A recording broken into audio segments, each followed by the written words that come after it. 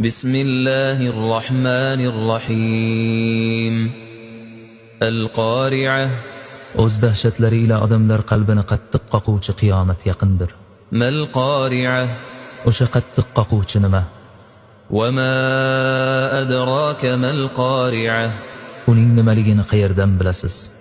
Yawma yakunu an-nasu kal farashil mabthuth U kuni odamlar ko'pligi va to'zib tarqalishi jihatidan xuddi atrofga to'zg'igan parvonalarga, o'zini o'tga uradigan kapalaklarga o'xshab qoladi.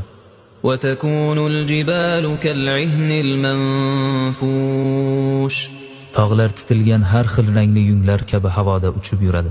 فأما من ثقلت موازينه فهو في عيشة راضية U kuni kimning yaxshi amallari tarozida og'ir bossa, u jannatda hamma rozi bo'ladigan hayotda bo'ladi.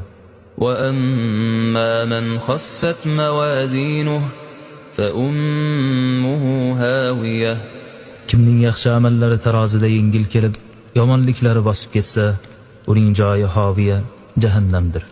وما أدراك ما هي Ey payg'ambar, hoviya nimaligini bilasizmi?